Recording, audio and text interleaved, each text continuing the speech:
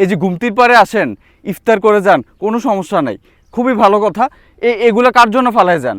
এই যে দেখেন এখানটাতে কি আছে, 1 2 3 4 5 6 7 8 9 10 11, এই যে 11 জন বন্ধু আসছেন, আপনারা ইফতার করে গেছেন।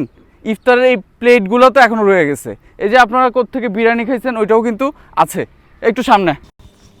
মানে এত সুন্দর একটা জায়গা এই গুমতির পাড়। এইখানটাতে দেখেন পরিবেশের কি অবস্থা। আপনারা এই রমজান শুরু হয়েছে, খোলা আকাশের নিচে ইফতার করবেন, গুমতির পাড়কে পছন্দ করেন, গুমতির পাড়ে ইফতার করবেন, খুবই ভালো কথা, কেউ তো না করলো না। কিন্তু যাওয়ার সময় তো এগুলো নিয়ে যেতে পারতেন। আপনারা কেন পরিবেশটা নষ্ট করতেছেন? এই যে দেখেন এইখানে যে কয়েকজন আছে, আমি বলে দিতে পারবো যে কয়জন বন্ধু আসছে একসাথে, কিংবা এক পরিবারের কয়জন ছিল। এই যে পলিথিন, ওয়ান টাইম প্লেট, এগুলো কি গুমতির পাড়ে ফালানোর জিনিস? আপনার ছোট্ট একটা ব্যাগ দিয়ে নিয়ে গেলে কি হইতো? এইভাবে যদি চলতে থাকে আজ থেকে 10-15 দিন পরে গুমতির পাড়ে কি আসার মতো ব্যবস্থা থাকবে, নাকি গুমতির পাড়টা একটা ডাস্টবিন হয়ে যাবে? চিন্তা করছেন? এই পাশগুলো দেখেস, খাওয়ার পরে ঢিল মেরে পানিতে ফেলায় দেন। নদীর স্রোতে কোথায় গিয়ে লাগে কে জানে।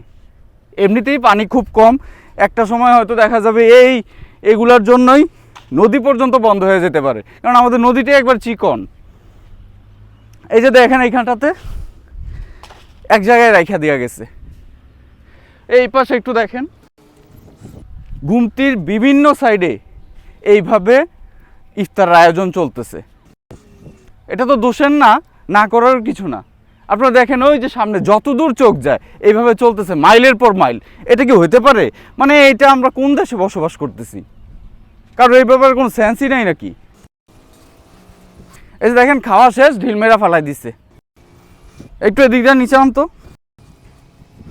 দেখেন আপনাদের কাছে মনে হতে পারে যে না এগুলা হচ্ছে প্রোপাগান্ডা না। কুমিল্লা শহরে যে সবসময় ভালো কিছু দেখাবে ব্যাপারটা ওইরকম না।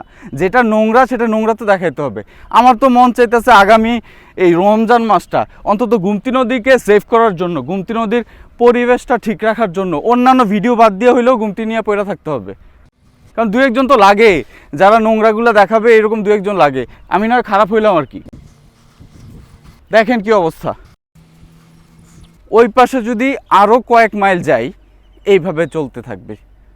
ওই যে দূরে দেখেন টিক্কারচর ব্রিজ দেখা যায়, একদম টিক্কারচর ব্রিজ পর্যন্ত। তারপরে একটু গ্যাপ দিয়ে আবার ইফতারের আয়োজন, একটু গ্যাপ দিয়ে আবার ইফতারের আয়োজন। ইফতার করেন ভাই, সমস্যা নাই, কিন্তু যাওয়ার সময় এগুলো নিয়ে যান কষ্ট করে।